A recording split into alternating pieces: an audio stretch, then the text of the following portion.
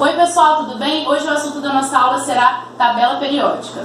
Bom, a tabela periódica atual é organizada dessa forma, nós já vamos entender melhor, e nela 118 elementos químicos estão organizados. O último elemento químico se encontra aqui nesse cantinho da direita. Além disso, esses elementos químicos, eles estão organizados em ordem crescente de seus números atômicos. Ou seja, pessoal, a gente vai olhando nas horizontais e vai vendo que o número atômico vai crescendo. O hidrogênio tem número atômico 1, o hélio 2. Nós vamos para a próxima linha. O lítio 3, o berílio 4, o bório 5, carbono 6, o nitrogênio 7, o oxigênio 8 e assim por diante. Além disso, embaixo das tabelas periódicas aparece uma legenda. O símbolo do elemento químico ele fica representado no meio, no centro do quadradinho, o número atômico representado em cima, a massa atômica embaixo e em algumas tabelas o nome fica representado ao lado. Isso aqui que eu fiz é um esboço, tudo bem? Isso aqui é um esboço da tabela periódica porque estão faltando alguns elementos químicos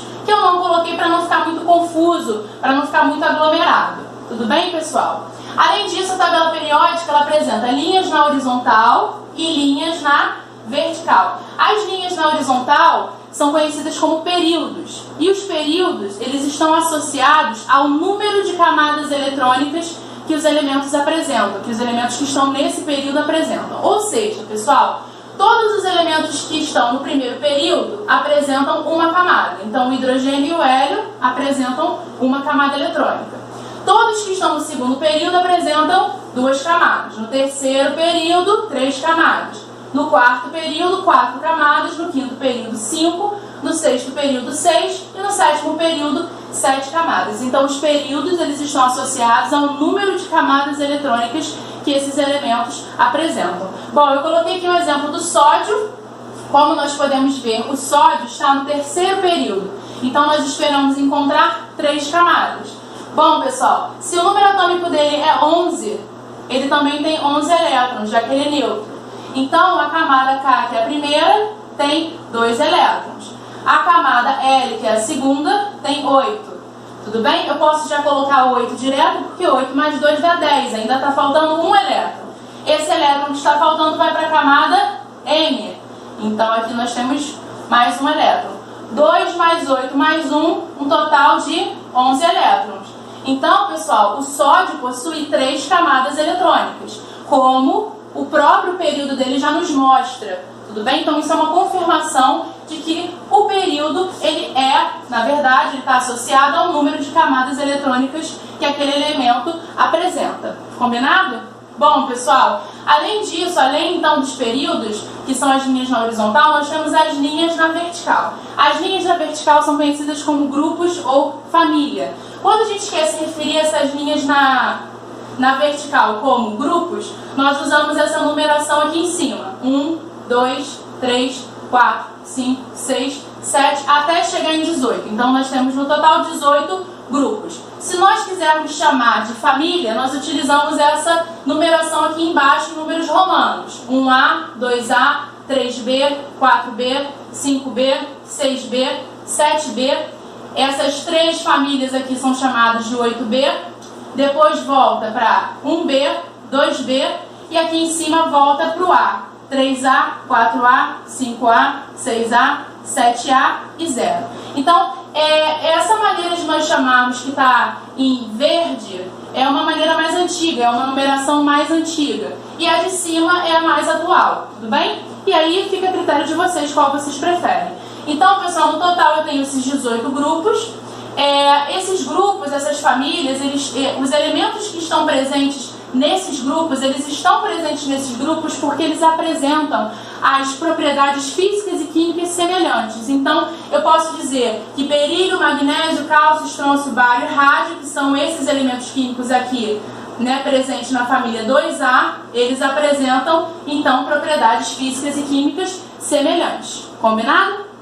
Bom, pessoal, sabendo disso, então, a gente tem alguns nomes específicos para cada uma dessas famílias. Bom, pessoal, a família 1A ou o grupo 1, ele é conhecido como a família dos metais alcalinos, com exceção do hidrogênio. Ou seja, todos esses aqui, lítio, sódio, potássio, rubídio, césio e frâncio, eles são metais alcalinos, com exceção do hidrogênio. O hidrogênio só está localizado aqui nesse grupo porque ele tem um elétron na camada de valência, tudo bem? Assim como todos os outros elementos aqui, um elétron na camada de valência. Então eu posso dizer que todo mundo que está localizado aqui tem um elétron na camada de valência, todo mundo que está localizado no grupo 2 tem 2 elétrons na camada de valência, todo mundo que está localizado aqui no grupo 13 tem 3 elétrons na camada de valência, no grupo 14, 4 elétrons na camada de valência, no grupo 15, 5 elétrons na camada de valência, no grupo 16,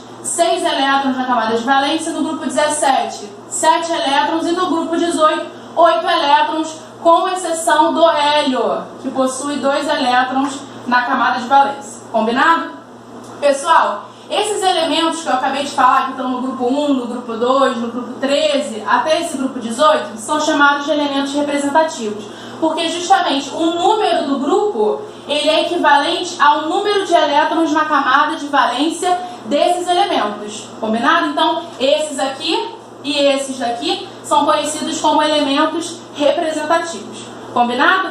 Bom, pessoal, para vocês poderem lembrar disso, ou vocês olham para o número de baixo direto, né, para essa numeração, 1A tem 1 elétron, 2A, 2 elétrons, 3A, 3 elétrons, 4A, 4 elétrons, ou se vocês preferirem olhar para o número de cima, quando chegar aqui nessa parte, vocês tiram 10. 13 menos 10, 3 elétrons na camada de valência. 14 menos 10, 4 elétrons na camada de valência. 15 menos 10, 5 elétrons na camada de valência e assim por diante. Então vocês precisam lembrar dessa parte de elementos representativos. Geralmente, quando alguma questão se refere a esses aqui, esses elementos desse grupo, chama-se de gases nobres. Mas, dependendo da questão, ela pode pedir para você classificar esses elementos e não colocar uma opção de gases nobres. Então você classificaria como elemento representativo também. Combinado?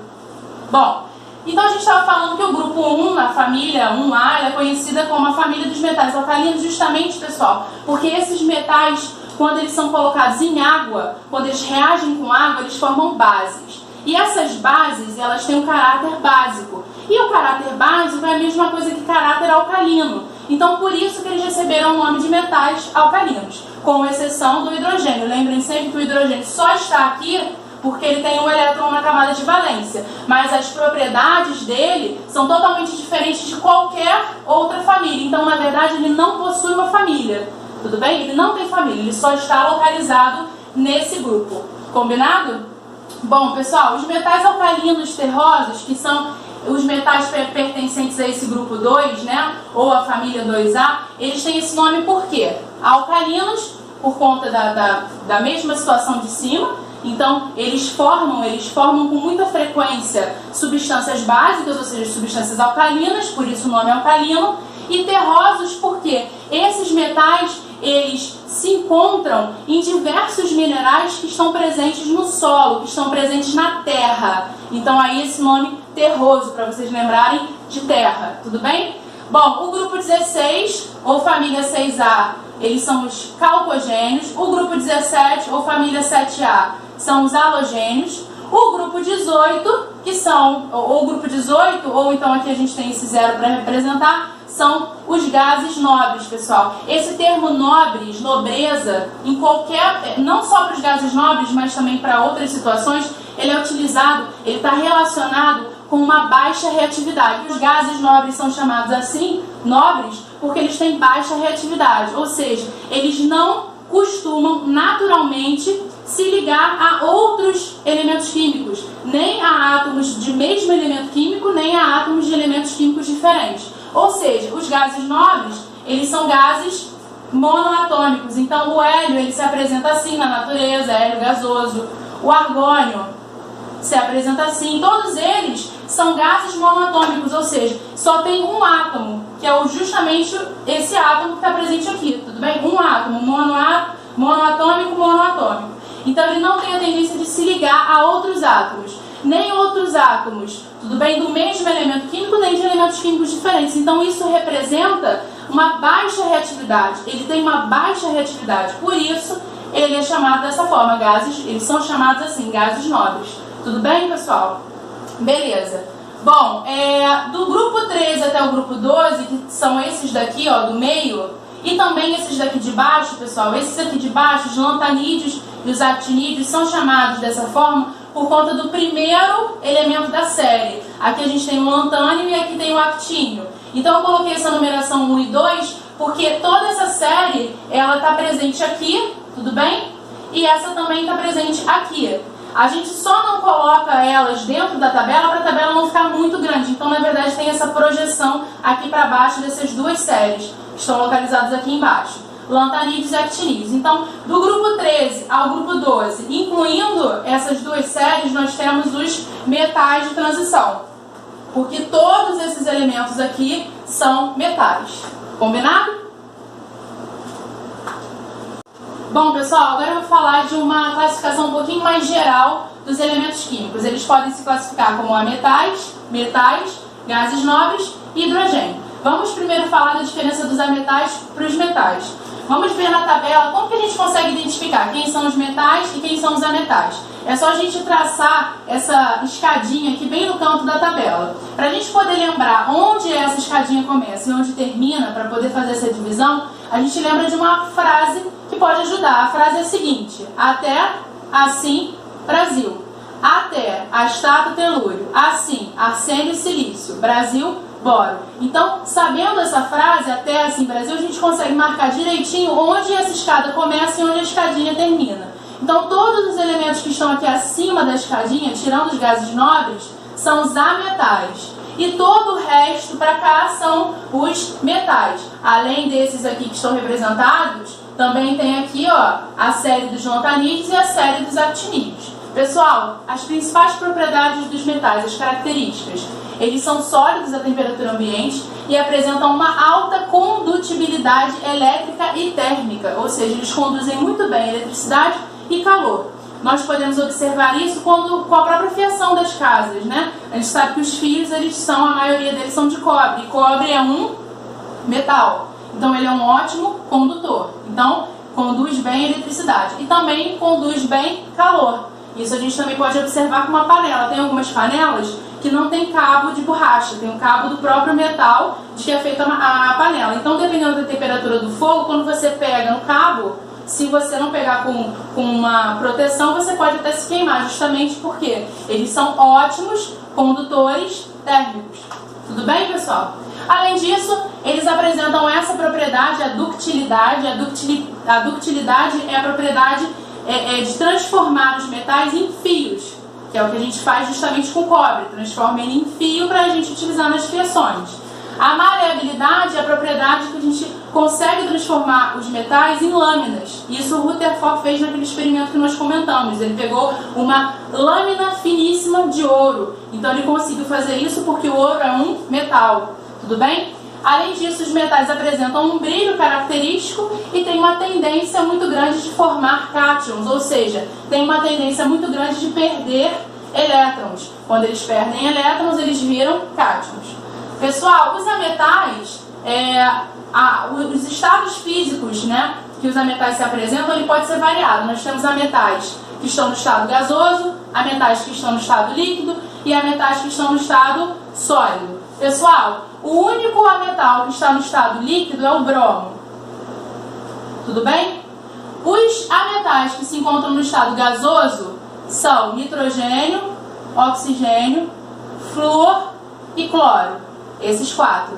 E todo o restante aqui se encontra no estado sólido. Então, a gente tem boro, carbono, silício, fósforo, enxofre, arsênio, selênio, telúrio, iodo e astato. Todos esses aqui se encontram no estado sólido. Então, um total de 15 elementos são ametais. Combinado? E as características dos ametais é bem simples. Se nós soubermos as características dos metais, vamos saber a dos ametais, porque é totalmente o contrário. Então, se os metais são dúcteis, podem ser transformados em fios, e maleáveis, podem ser transformados em lâminas, os ametais não são.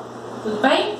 Bom, se os metais têm uma característica de um brilho característico, tem brilho, então os ametais, a maioria deles é opaca. Tudo bem? Se os metais eles são ótimos condutores de eletricidade e de calor, os ametais são maus condutores de eletricidade e de calor. E se os metais formam cátions, então os ametais vão formar ânions, ou seja, eles vão ganhar elétrons.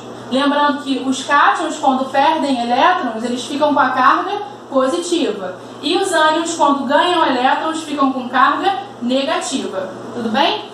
Pessoal, os gases nobres, nós já falamos sobre eles, né? Eles têm essa estabilidade, eles se encontram estáveis na natureza, eles não precisam se ligar a ninguém para alcançar uma estabilidade, então eles não têm tendência de se ligar a outros elementos, tudo bem? E o hidrogênio, a gente falou um pouquinho que o hidrogênio está localizado no grupo 1, mas ele não faz parte da família 1A, ou seja, ele não é um metal alcalino, tudo bem? Ele só está localizado aqui porque ele tem um elétron na camada de valência, combinado? E ele justamente não tem nenhuma família, ele não pertence a nenhuma família porque ele tem umas características diferentes, né? Ele na natureza, na situação, em condições normais, ele se apresenta na forma de H2, que é um gás altamente explosivo, tudo bem? Ele também tem uma característica de conseguir se combinar tanto com metais como com metais, então, por ter essas características diferentes, ele acaba não pertencendo a nenhuma família. Tudo bem, gente? Espero que vocês tenham gostado. Um beijo.